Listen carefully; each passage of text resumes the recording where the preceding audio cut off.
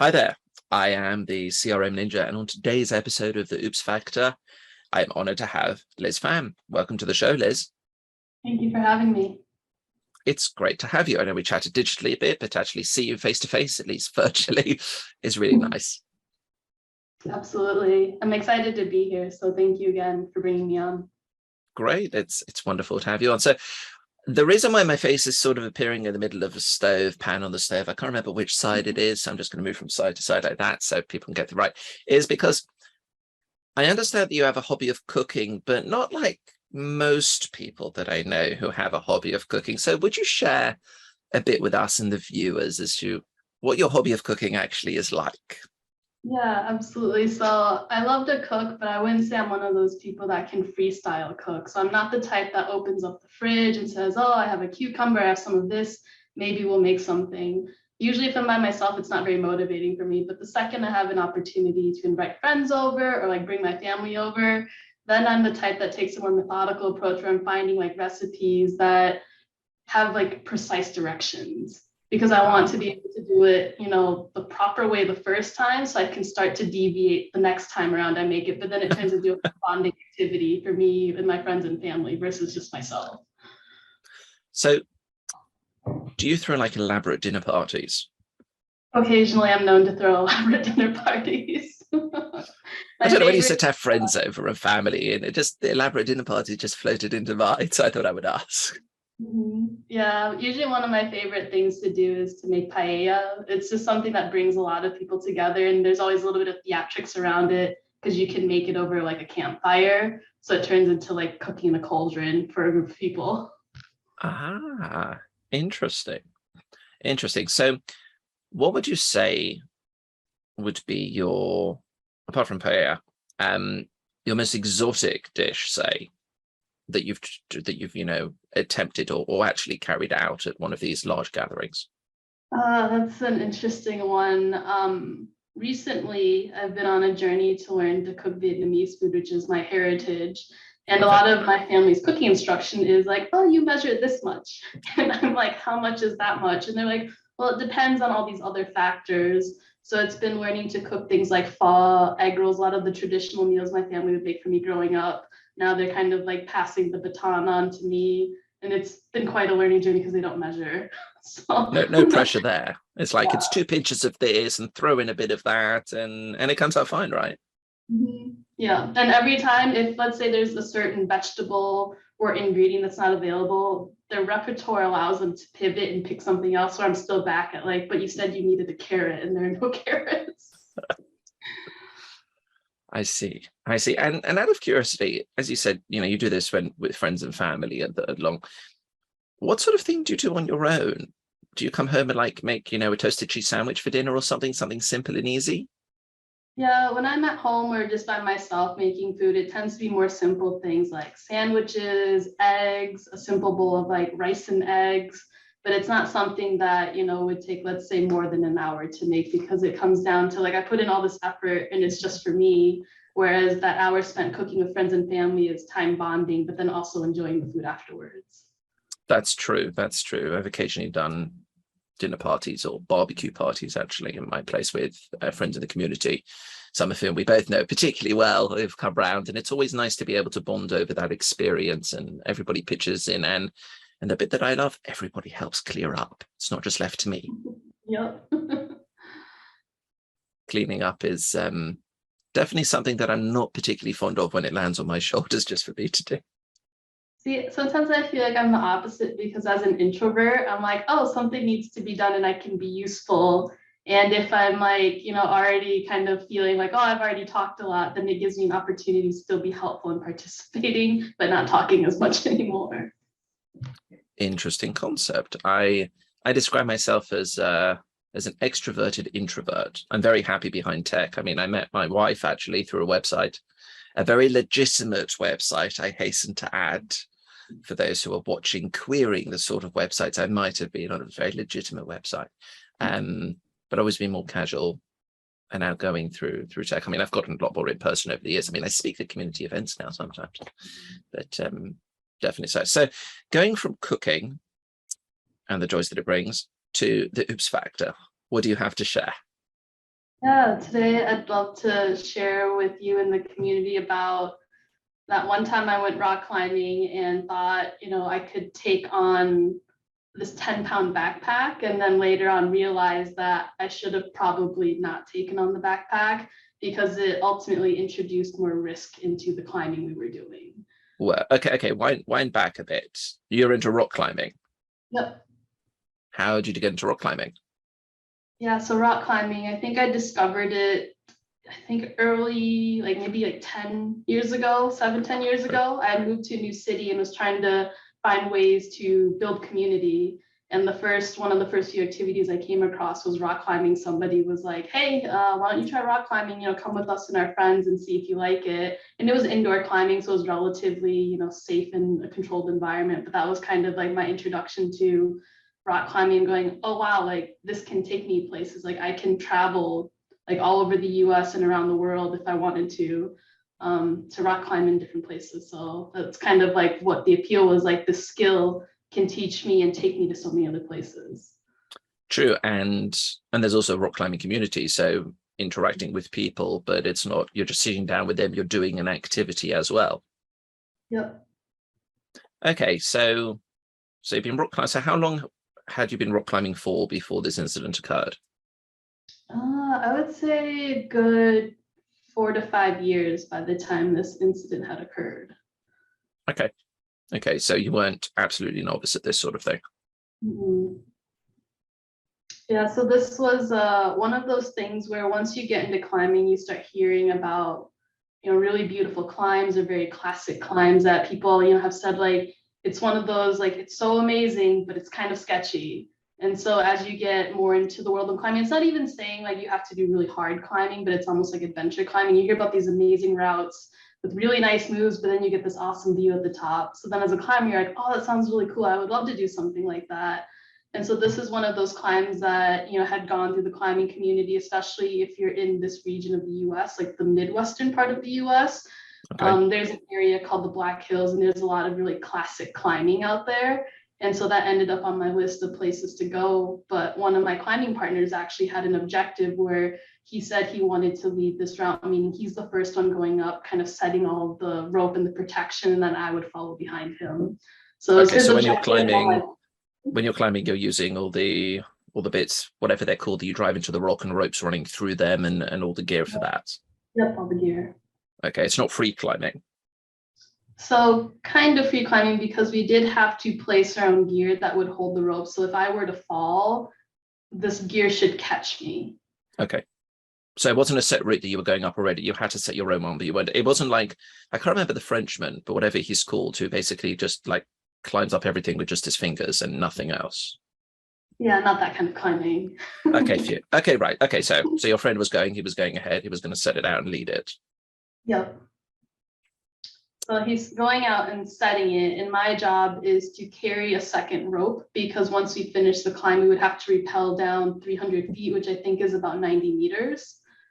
Yep. So this rope is 10 pounds. So I'm like, yep, I can take the rope. And the other part of me following behind him is as I'm climbing up the route that he set, I also have to take the gear that he's placed out of the wall so that way we leave nothing behind. So I had kind of two jobs in that So scenario. so he's setting it. He's climbing up. There were just two of you. Yep, just the two of us. Okay, so he's setting it in there and driving. What are they called? The things that go into the rock. I actually have an example here. It's called a cam.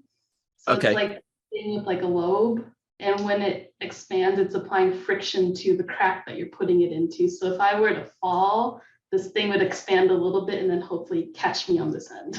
Got it. So your friend who's leading it would place the cams and put rope through it, and you would be following behind at a distance and somehow reaching down underneath you and taking them out and picking it up. So you weren't leaving it. Wow, that sounds crazy. Just that sounds crazy to me. Yeah. Okay. Well, it was very interesting. Like in my mind, I had done like that work before, just not on this specific climb. So I'm like, yeah, it should be doable. We had looked online and studied the route just to understand what the road ahead was like, despite the fact that we hadn't climbed it before. Okay. So we felt prepared going into it. Okay. So you're starting to do it and you're going and what happened then? Yeah, so this route has 3 separate pitches, meaning 3 different sections where you basically have to stop, pull the rope in, and then lead and climb again because the one piece of rope is not long enough for the entire climb. So I Okay. make it halfway through the first section of it.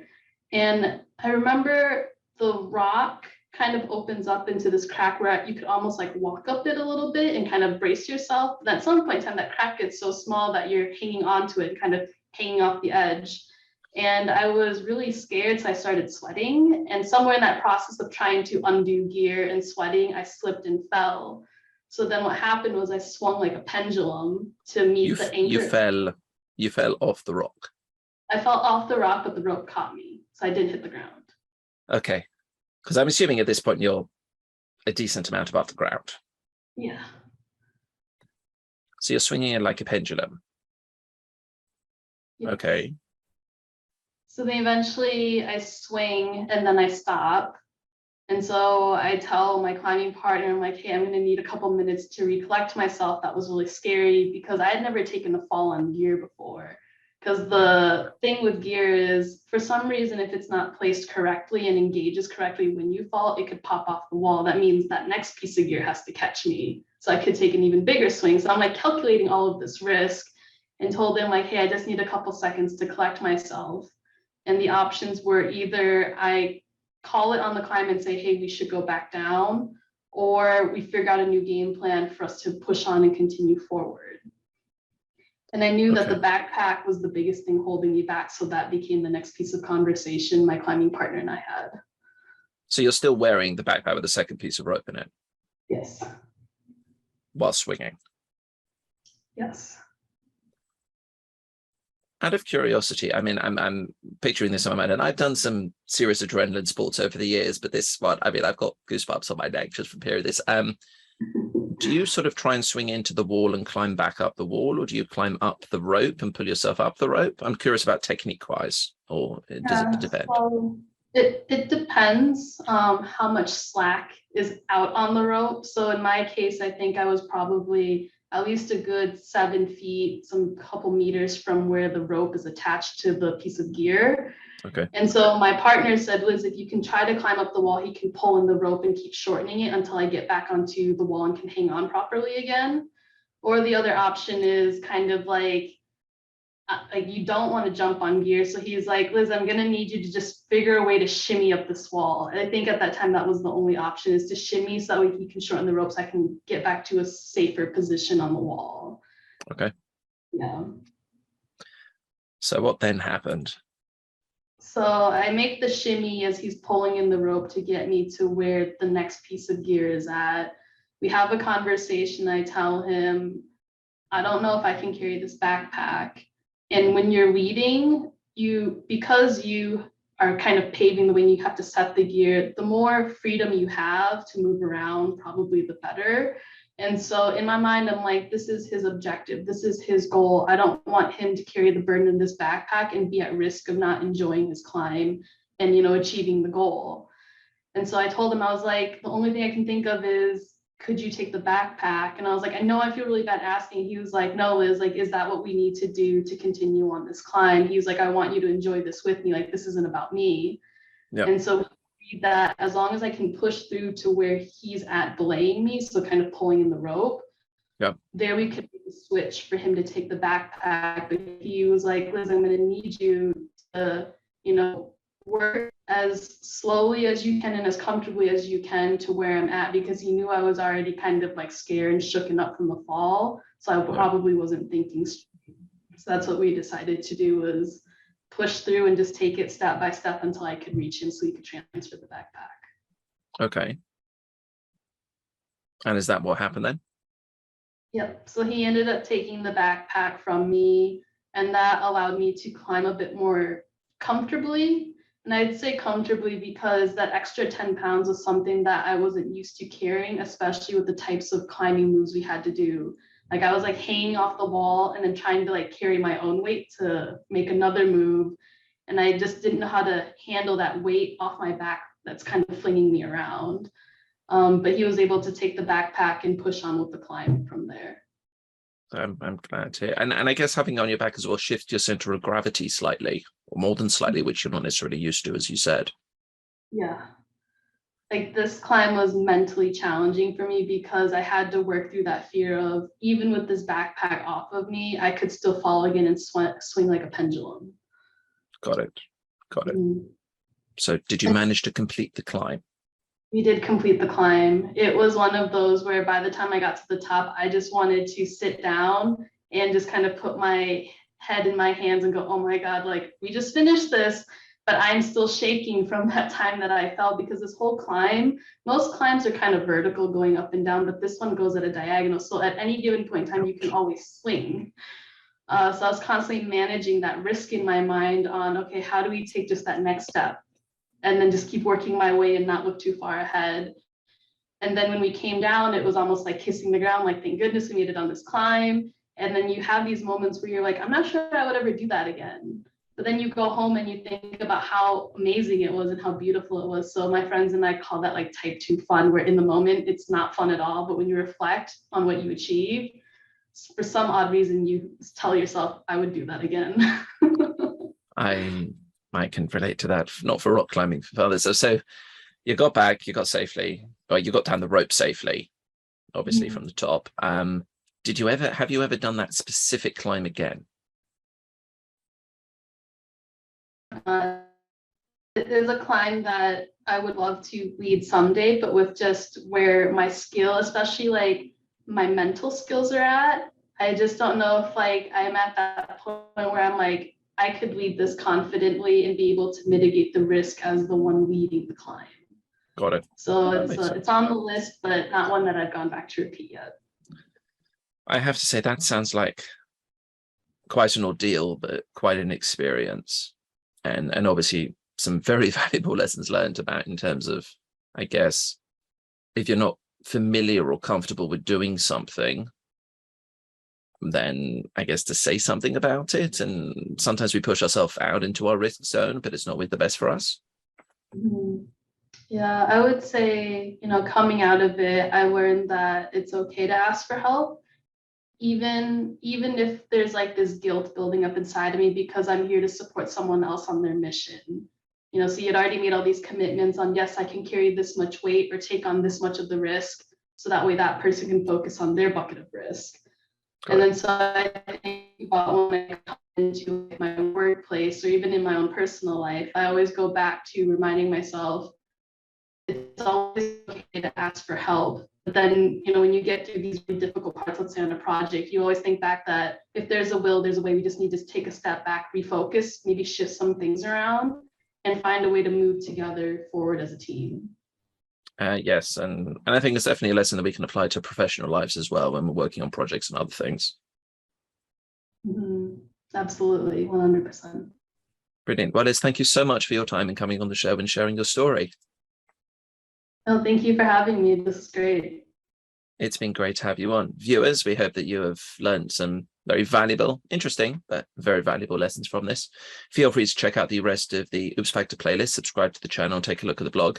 And if you would like to come on, hit the link somewhere in the description below, put your details on, and I'd love to have you on the show. But above all, have an amazing day.